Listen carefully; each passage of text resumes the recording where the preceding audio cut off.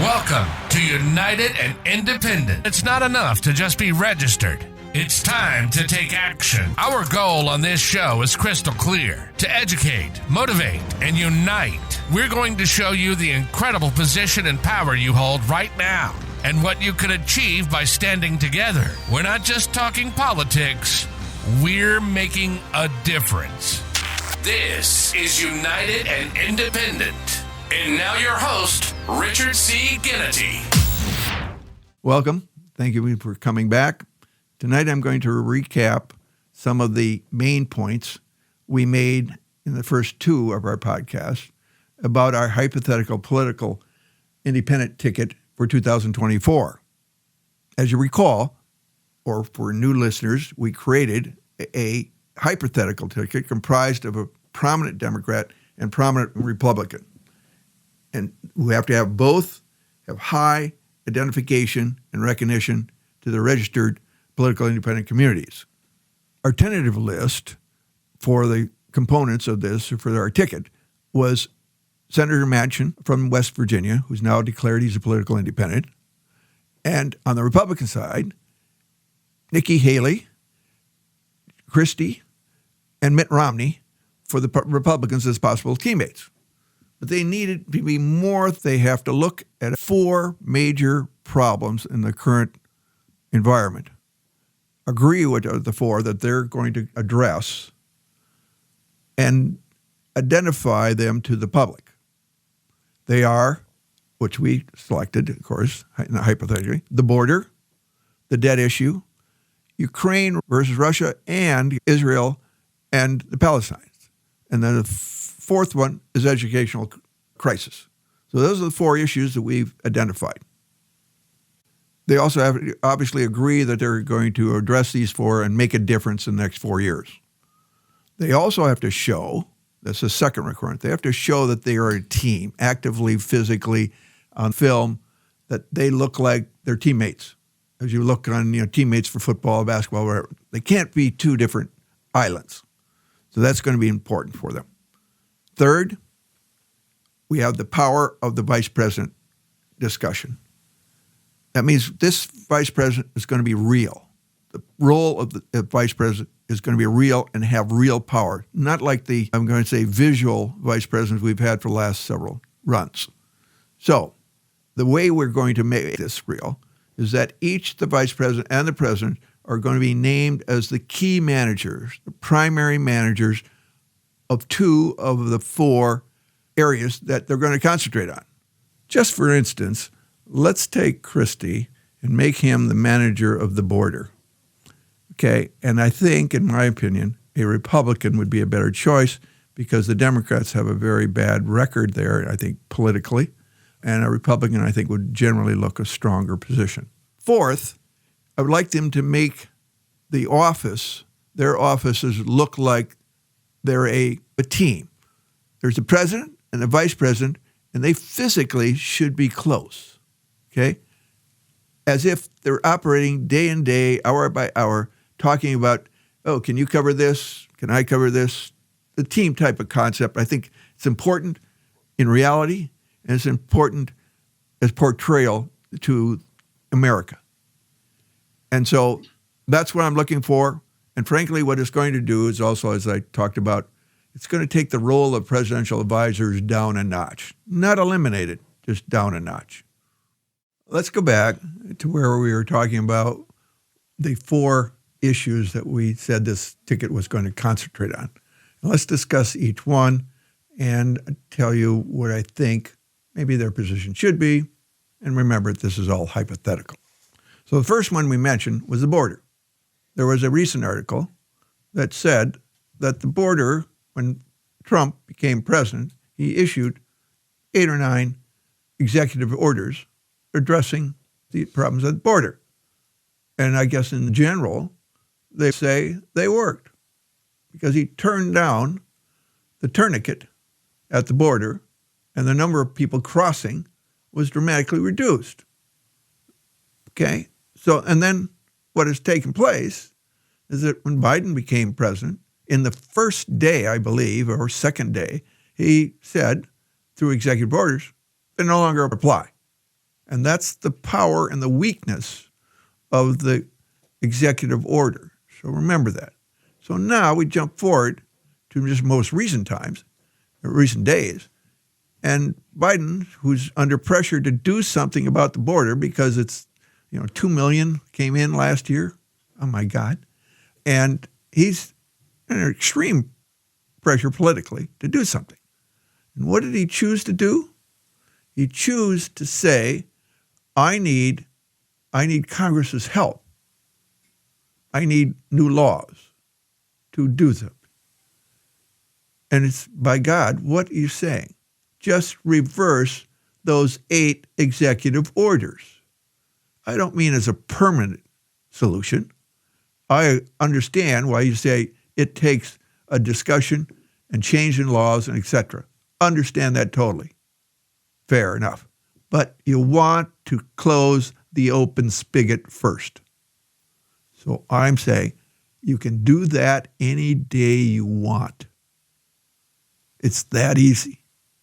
So I'm going to leave you there. That's what I'd suggest on the border issue.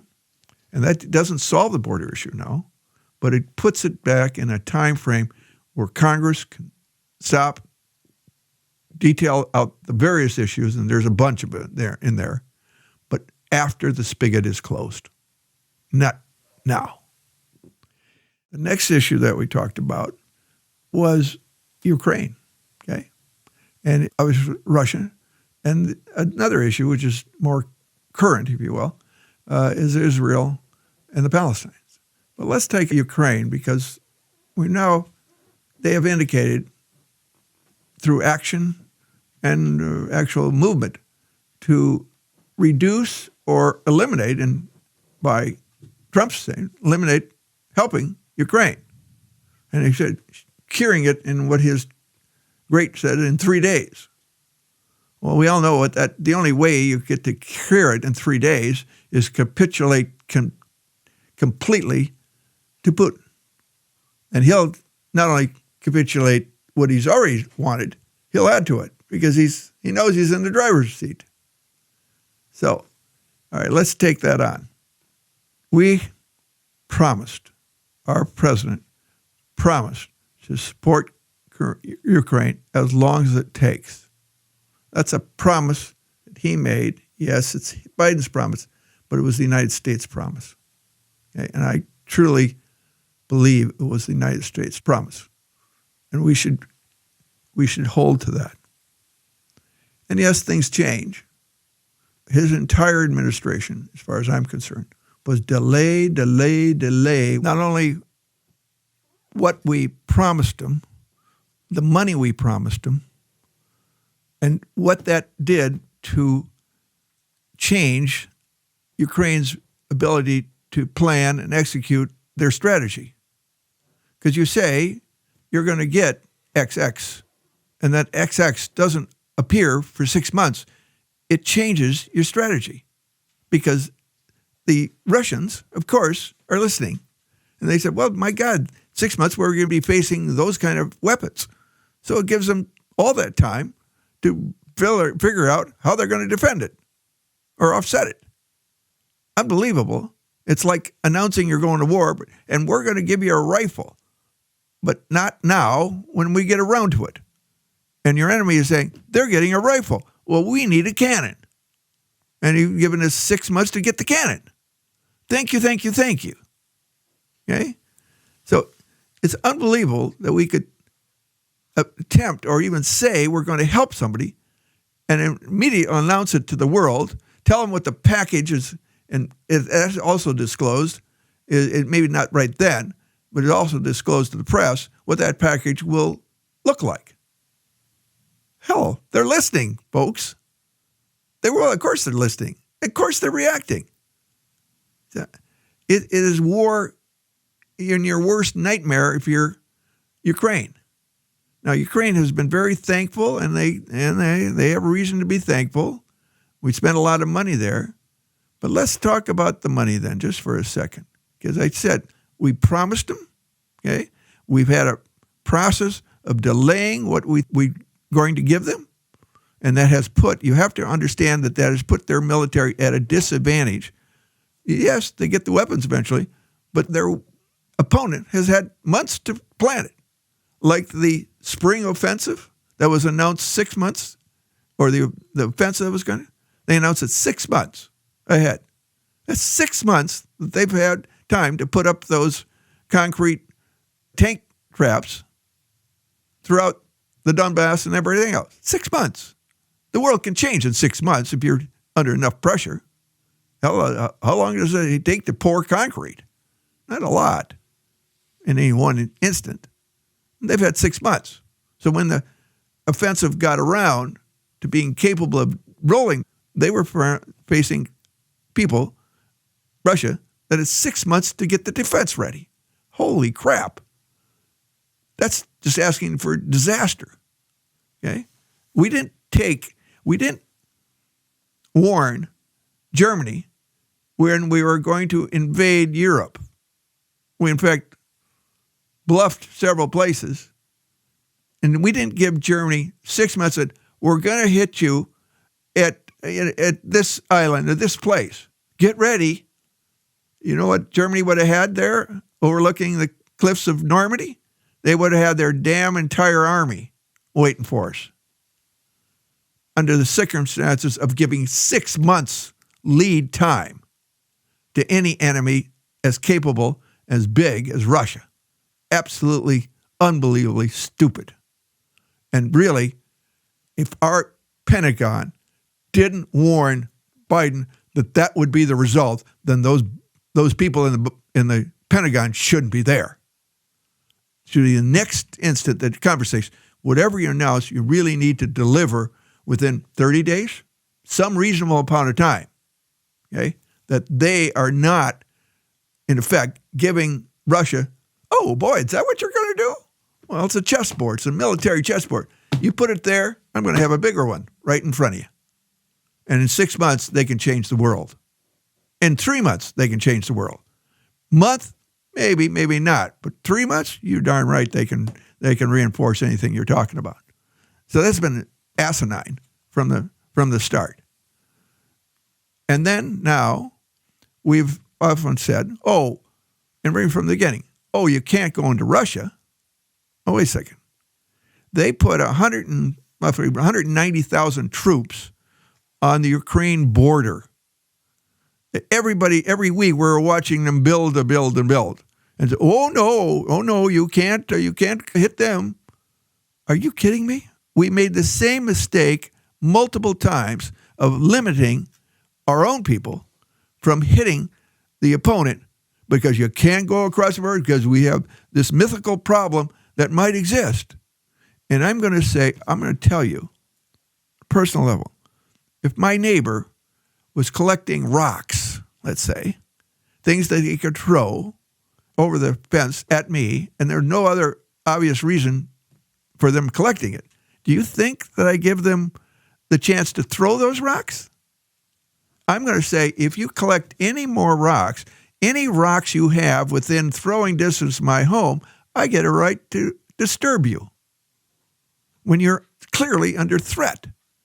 And we've asked them to do what we've asked our own troops, which sin in my view, is that, you have to wait till they throw something at you before I take them out.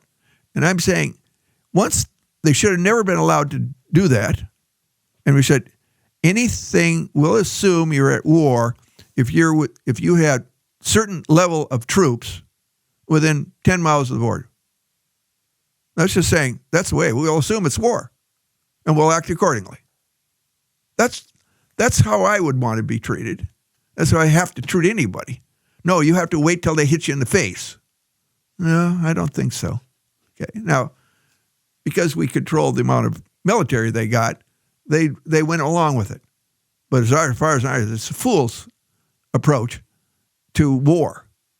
To Putin, he builds 180,000 person force on your border, and you can't do anything about it? You can't disturb it, not till they come across. Be damned if I was Ukraine. I said, wait a second. I'm not waiting until they're ready to punch me in the face. They've got in their hands gloves, and they're coming within 2 inches of my face, And now I get to object? Not the way you fight any kind of war, or nor should we demand any of our friends how to play defense. And we've been doing that all along. What they can't do, and thank God, Ukraine has ignored that in the last 6 months. Thank God they are going across the border and blowing up what they can get. Thank God. Because the U.S. policy would not have allowed it. Now, I think we're not saying they shouldn't quit, but we're not cheering them on to do it either. And I think that's a public stance, and I probably understand that one. But the basic thought here is we're going to shut them down. They are, you say, well, it's a stalemate. Let's say that's true, okay? And let's say, well, it's very costly also, okay, for us to maintain it. It is. It's roughly, somebody say, let's take $60 billion a year. That's a little, I think, a high number, but let's take $60 billion a year. So it's going to take $60 billion every year, maybe a little higher each year, but $60 billion to keep them in the fight. So what's in it for us? Okay. Well, first of all, we promised to do it. So that's a biggie. Okay. Second of all, let's see what we're getting in this war, what we're accomplishing by having this war. Let's talk about the basic laboratory our military has in this war. They have certain weapon systems that haven't really been tried in a real combat situation. So we get to have absolutely no cost in men to us, cost of our equipment, of course. We get to have them tested. And if it doesn't work well, we don't suffer. The poor Ukrainians suffer. They lose men accordingly. And if it works, well, gee, we've got something that will work. Thank you. Okay, we manufacture more of it. And then let's talk about what has taken place in that war. There's a new type of war that has taken place. It is the war of the drones. We were ill prepared to talk about drones before Ukraine got involved. Now we have multiple programs going that direction.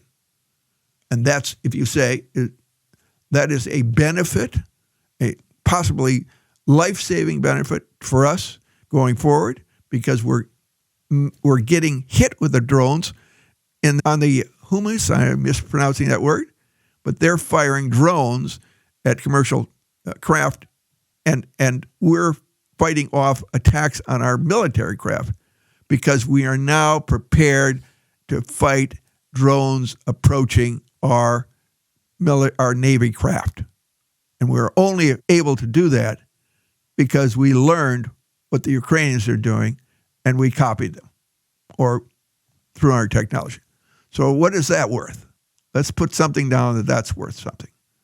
So all of those things that we are learning, we learned in that war at a cost of $60 trillion a year, or $60 billion, billion a year. So think about that, okay? Think about our commitment.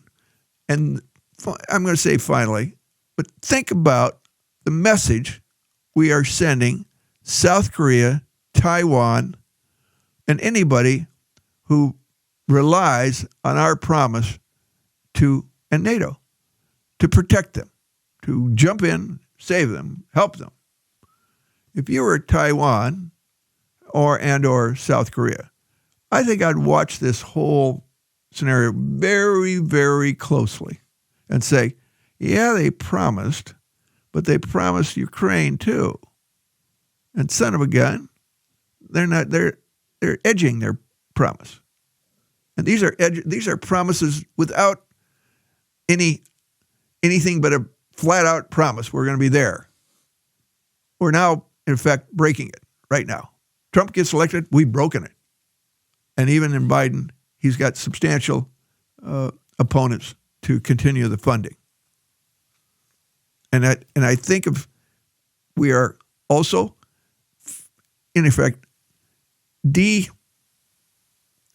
not destroying, but weakening horribly the Russian army.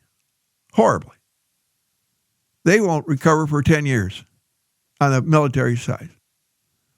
And frankly, the pain they're going through on their fleet, Ukraine has made a laughingstock of their fleet. And then we've determined what they're vulnerable to. Unbelievable good information for us. And that allows us to challenge further incursion by the Russian fleet because we know we can take them out in about a minute and a half. Okay? If you don't think that's worth something, now, in the next 2 years, you're crazy. And let's go to one more notion. I don't. It wasn't played up very much. But Zelensky says that he thought by the end of this year, very aggressive, that they will be able to produce enough ammunition and such to be independent of us. So maybe our 60 billion becomes 30 billion. Okay? And I think I'm sure he's an aggressive guy and he may not get there. But let's say that we have an agreement with him that will clearly support him through at least the next 2 years, and that's it. That's all he can count on. But we, again, commit. Our president commits to support him for 2 years. That gives him 2 years to become, if you military self-sufficient. And he seems anxious to do that. He's proven it, if you will, their technology. They've been able to destroy a significant amount of the Russian fleet. They've also been able to have the first real fighting drones, and they're increasing that. Supposedly this morning, they've announced that they hope to produce 1 million of these small drones, 1 million, in this year, in 2024. So there's my collective arguments about where we should be in Ukraine. Are we avoiding the forever war? I think everybody in the United States wants to avoid a forever war. That's why I'm saying give them 2 years more for sure. No equivocation. We'll get it, and we'll get those weapons on time or within a reasonable time. No slow dripping. And I don't want to go into reasons why he might slow drip, but it's scary when I think about it. It's horrible about the death that both slow drip has allowed. The price those people have paid and are paying because, well, we can't get you this and we'll get that, but we can't do it for 6 months or 8 months. Then don't promise it. Tell them when it's right around the corner, when we can ship it in 30 days, tell them. Don't tell them 6 months and not tell them that it's going to be 6 months. Again, that's the issues in the Ukraine. There's different issues in Israel against the Palestinians. But right now, we are effectively trying to force Israel to pause in the war. And I'm saying, wait a second. They've been attacked, 5 or 6 times since their creation? Massively attacked by Arabs surround them. So they've lived through this type of thing. Now they were attacked. Again, this was a breaking by the Palestinians of agreement they came to. It's not new. It was a clear break what they had agreed to do. So they broke a treaty, if you will. So now, what is poor Israel supposed to do? Pause again, and allow them to regroup and attack one more time. Well, if I was Israelis and I've lost an aunt, I've had 2 wars in my lifetime, 3 wars in my time, whatever time frame, you'd be real slow to say, no, I'm not going to let them punch me again. I'm not going to withdraw and let them get strong and punch me again. I'm going to see if I can end at least the Hamas portion of this. Okay? So I understand very closely what Israel's position is. I would change it in one aspect. I would set out a very, very significant reward for anybody who kills, and I mean kill, the top Hamas people. They're known. Take out the president. And by the way, send me their hands. So I have proof. Not their head, because that's what they did to innocent Israelis. They took their head, children, women. They defaced them. So I think this way we're saying, okay, the top 6 will pay $1 million a head. Now, we're not harming the normal military. We're not harming the innocent, if there are some, and there's some question there, innocent people of Palestine. We're saying, you want this to stop? You want us to rebuild X, Y, and Z? We will. Give us those 6 and leave it go at that. So just, and who does it? I'm going to tell you there's probably 20 people that serve those top 6 in various positions as sub-commanders or as a waiter or a chef that have access to them. And then we have to be prepared to protect that person because they say, well, if I did, my whole family would be wiped out. It's probably true. I don't doubt that for a second, that if they found out, they would wipe out an entire family. So we've got to get them out and promise them that they will get out, they will get to a country of their choice, they will get money, and they're protected. They're at least as protected as we can make them. And that's changing their life, probably improving it financially dramatically, because we're going to give them X number of dollars, and those amount of dollars can vary, but they have to be substantial. They have to be like hitting it for those people involved, because you're asking people who probably earn less than $100 a month and live on it to sacrifice, take a chance and sacrifice their life and the life of every one of their children and grandparents and et cetera to do this act. But you're also saying we'll stop the war on Palestine in Gaza. That'll be over. You get me their head, and you'll see a drop in our military action. You get me all their heads, and we're stopped completely. And the answer was, well, they're just going to announce a new one. Yeah, I agree. They're going to announce a new one. And we're warned, we'll take out the top 6, whoever it takes to get them, until Hamas is no more, until Hamas is out of there. So let them, we're not having a war against the soldiers of Hamas, the innocent Palestinians. We're having a war only on the top 6. We want them dead because they want us dead. And they've announced it a million times that they're going to slaughter a number, if not all, the Israelis. We believe them. I believe them. Israelis should believe them. They've already tried it, done it successfully to some extent. Now we go to them wherever they are. Now, they're not all in Palestine. So I understand they're in Qatar, I think. We'll take them out wherever. Just say that if you can do that, and we get proof of that, and we can specify what proof means, then you and your family are going to get X, and we're going to get you the heck out of there, and you can go to any country or a number of countries and set up a new life. And what you've done for your people, you can't underestimate. You've got them out from a tremendous display of military power and destruction. And Israel is going to have to say that we are in it and rebuilding it. We are going to help you, and more than help you, we are going to rebuild your country. But we want peace. And we want peace with no Hamas. And that's no leadership. And if it starts up again, we're going to have to come back and do something similar. But now you've got a chance. And we'll go to the two-country solution. So there's commitments on Israel, but there's a price. And hopefully everybody realizes that's a legitimate choice. Because if we caught them, they would go to a court, and they are the ones who directed the beheading. Of course they'd be dead. Of course they would be on a guillotine.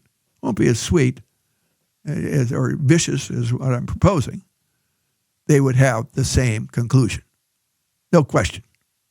That's my approach on Israel, and I think we should defend them. I think they have a right to feel safe as they can, surrounded by 100 million Arabs who hate them, would like them to go away, and I don't mean just walk off, but die. Okay? And do I think it's not arguments that Israel has maybe expanded more than it should? I agree there are issues. Are they pure? Absolutely not. But were they in the job of beheading Palestinians? I don't think so. I don't think I've ever heard that. And somebody may come up with, oh yeah, well there's a woman over there that was beheaded by a drunk Israeli person. Okay, but not as a government action, authorization. That's where I put the position if I was there. Remember, this is all hypothetical. Okay, it's not a position that I know anybody in our government takes, but that's the position I would encourage at least taking a serious look at. And we'll leave it there for tonight because we frankly have run out of time. But we had 4 areas that they had to agree on. We got through 2, but we still have 2 more, and that's the debt issues and the educational system and our performance there. We're going to cover that, but it won't be until our next podcast, which is in 2 weeks, the 20th of February. So we just ran out of time. So we'll say good night for tonight, and we'll catch you on the digression portion next. More significant than ever before. Bigger than the Democrats. Bigger than the Republicans. This is United and Independent. And now, back to your host, Richard C. Ginnity. I would like to comment on what's happening in the last few versions of the Wall Street Journal, starting last Friday, and perhaps going before that. There seems to be a concerted effort to demonize Elon Musk as some kind of devil. So let's kind of take that and see if you agree or not agree. Okay, one of the first things, there's been a big brouhaha about his employment contract and the wages he was offered. And it totaled out, going through all the options and whatever, $55 billion. Well, that's not a little amount. We all agree to that. And you'd say, no CEOs ever got $55 billion. And that's true too. But now you would come down to the real question is, would anybody else pay him $55 billion? Because if one other company would pay him $55 billion, then it's not too big a compensation. It's saying we had to do it for competitive reasons. Now, he has never claimed that that's why that number was. But I'm going to tell you, if you were Boeing and you were seeking the guy who made X-Space, who's basically eaten your lunch for the last 5 years and has taken over the complete control of government-sponsored rocketry. I'll have to clear that one up. But anyway, into space. They absolutely rely on X-Space. And because Boeing didn't keep up. And Boeing's not alone, but certainly Boeing's the biggest. And if you don't think they would have paid $55 billion for the creator of X-Space and all the rockets that you're kidding yourself. Because it's cost him $55 billion in worth. And rightly so. A huge company, huge, which had the stranglehold on space offerings from a private industry to the military and to the government.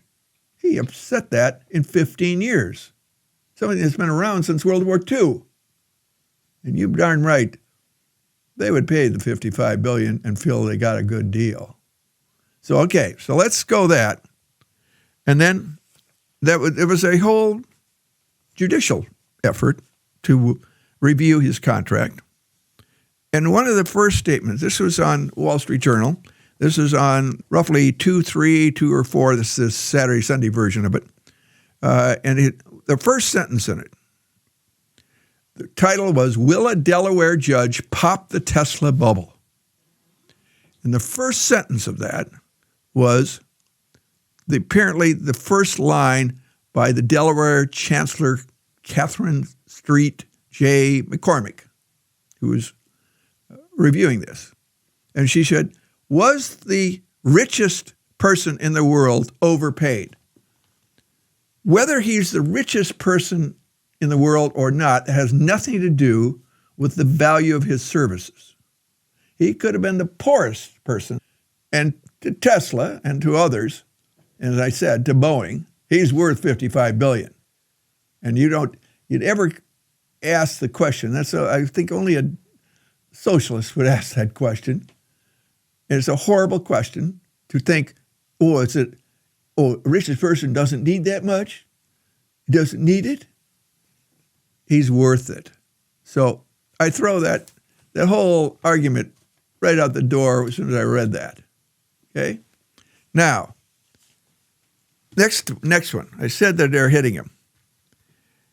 They had, if you recall this, you may just recent, Tesla recalls millions of vehicles. Millions. In fact, Tesla is recalling nearly all, this article says, the electric vehicles it has sold in the U.S. because the font of some visual warning lights is too small. Well, that may be a legitimate safety factor, okay? But it's been there, apparently, since the first Tesla sold X number of years ago, 7, whatever the number is. And you mean this is the first time there's been a complaint about it? Just recently? I suspect not. I suspect that there have been complaints virtually from day one on this problem because it's a visual problem. It's understandable it'd be complained about. But apparently, the reviewing agency, the auto safety regulators, didn't decide to call this out and demand change until year 8 or whatever it is, year 7. I stand corrected if I'm wrong. Now, if I were Tesla, I said, why didn't you say something earlier so that we could have handled the problem in year 3? But no, you decided, whatever means, political, pulling the thing, just laziness, wasn't sufficient for you to get involved, all the reasons that could possibly be. But you didn't issue a desist and you got to correct everything until now. If I'm Tesla, I'm yelling, what? You waited 7 years to tell us? And what does that cost? Gazillions. And what does it cost? Maybe more than gazillions? It's their reputation. It hurts the hell out of the Tesla reputation of that. And now let's take a look at the problem. I think that's interesting too. It is because the font of some visual warning lights is too small. Okay, well, I'm not saying it's not a problem. I'm older, and there's a bunch of fonts that I can't read, including the oftentimes the warning messages on medicine bottles. I said, I can't read that. I can't read it with my glasses on. So it's not an uncommon problem throughout a lot of industries. But here, that's what they said. Now, to me, I'm Tesla, and I said, well, yeah, that is a problem.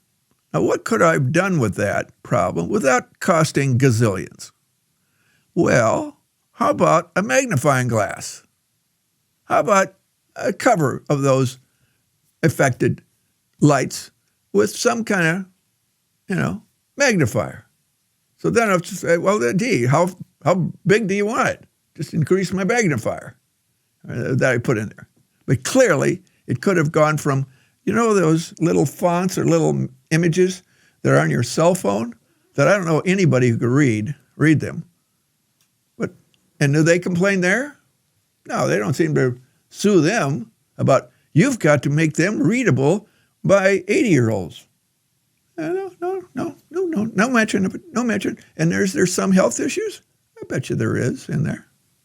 I bet you there's certainly utility issues, like how does your patient know that that's settings? I don't know. People know it. And it's, well, not a lot of people know it. It's not in English. So there's lots of areas where this kind of complaint could be lodged. But there you don't hear all the cell phones have to be recalled to put in bigger fonts so that people know where the settings notion is. So I kind of think this is a job. This is a job done on Tesla for whatever reason. Okay? And I said, if I was Tesla, I hope they send me some money if they figure out they could have put a magnifier on that thing and walked away from this thing. Okay, but I doubt that he will call me up and say, well, thanks, Richard. Here's $1 million. No, I don't think so. All right. So then I tell you, this job on Musk continues. Today, on page 1 of the Wall Street Journal, the lead headline is "Money and Drugs Entwine Musk with Tesla's Directors." Well, that sounds pretty awful. Let's hear about it. Well, I think you're all aware that Musk has admitted to periodical use of drugs. Not all of them safe, not all of them good. Okay, that's not news really. But this one says that, and they're entwining with their Tesla directors and say, he's too close to these people. They are not capable of being objective. And they all say, yeah, we are. Let me tell you about one of their directors. And let's see if you don't think he would be objective if there was a problem in the operations or profitability of Tesla. One of his directors and heavy investors is Larry Ellison. Now, you may or may not know that name, but he is one of the richest people in the world. He's probably number 5, number 6 in the world, something like that. And you don't think that he would bring up an issue if he thought his value in Tesla was at risk? And that's what they're also complaining, is that these people have a whole lot worth. 500 million, whatever, 300 million, 300 million. To you and I, it's an unbelievable amount of wealth. But to Ellison, that's wealth, clearly. But it isn't. He's going to eat tonight and eat tonight and eat tomorrow and for the next 200 years based on what he already has. But he's also a person that doesn't want to lose what he has. And sure in hell would say, wait a second, Mr. Musk. I want to talk to you about the deteriorating share value of my $500 million value in Tesla. And you won't think he would raise that question? Then you are kidding yourself. He's raised that question probably 1 million times in his own businesses and other business investment. You don't take $200 million away from Mr. Ellison and not hear a word. So again, and the other people, James Murdoch, son of the owner of the Wall Street Journal, you don't think that he wouldn't raise a question if his stock was going down or something happening? You got to be kidding. Yeah, and they said, well, they're friends. But yeah, they're friends. I was vice president and controller of a manufacturing, a private one, not a public. But their friends were there. Their relatives were there, cousin. But you don't bring in enemies. Oftentimes, it is a major law firm, a major bank, and perhaps a large investment house that is represented on that board. And it can't be their banker, it can't be their lawyer. But it's a significant known law firm, banker, security house. Okay? And you say, well, what does that cause a problem for? Well, it caused a problem because generally they would love to have that company as a client. That would be a big coup. And you say, well, gee, he's already got a big bank, big law firm, big whatever. He said, yes, it's true. But you've got to believe, and this doesn't happen every time, but you've got to believe that they have a very friendly relationship with another big bank, with another big law firm, with another big investment house. And they say, we would like to suggest that Mr. Musk bring you on. And they said, well, we'd love to. But he said, let's have a a gentleman's agreement that you're not going to try to knock us off as the current bank, law firm, accounting firm. And there's an amazing number of those situations. Not all of them illegitimate, if you will, or gamed, but you believe that that is gamed fairly often. You call those independent? It's independent as these guys. These guys have money, and they don't want to have their money go down. Most of those other guys that I mentioned, the top lawyer and the top banker, have compensation. They don't want their company to go down where their compensation would be hurt. But it's not even in the ball game of the wealth of the people that are on that board. So they may be worried about not having $1 million salary next year, might have to go down to $800,000. But they aren't losing 10, 15, 20, 30, 50 million the drop of Tesla stock. So who's be more likely to complain? These guys. So all of this crap, and I call it crap, is baloney. Okay? Are they close to him? Yeah. Is it a crime to have your friends on the board? Not that I've ever heard. Okay? So there are some rules there. But these, if anybody's going to be independent, it's rich people.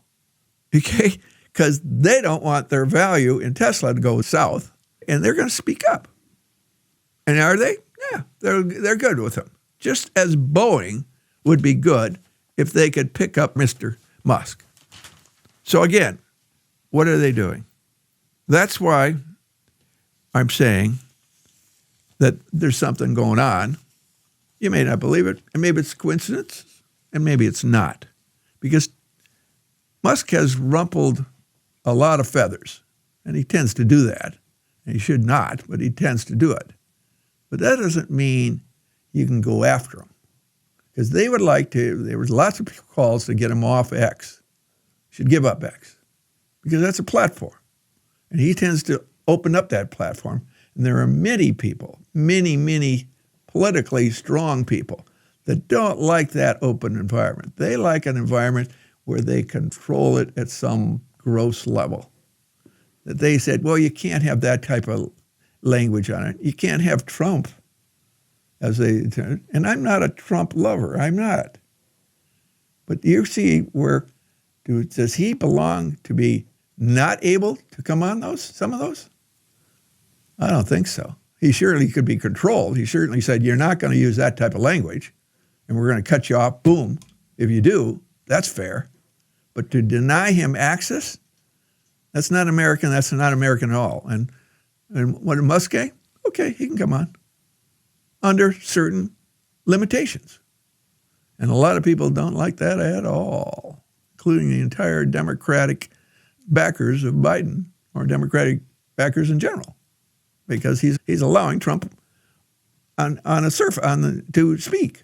Oh my God, that's horrible. That has to be anti-something.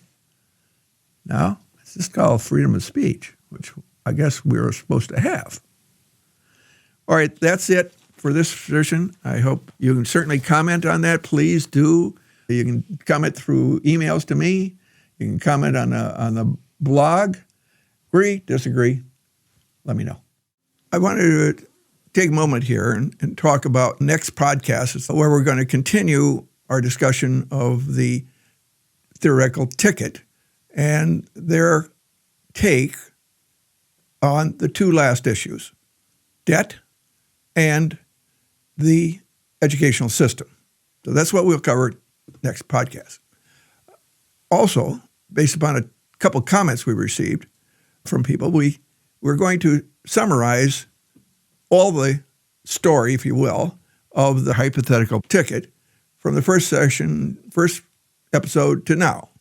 So that will be up on our website probably in 3 weeks. So we're trying to address that problem. So we just wanted to say finally, thank you, and hope you comment and come back. Good night. You've been been listening to United and Independent. What separates this show from others is that Richard has the background and experience to back it up. You can find detailed information on his background at the website united-and-independent.com.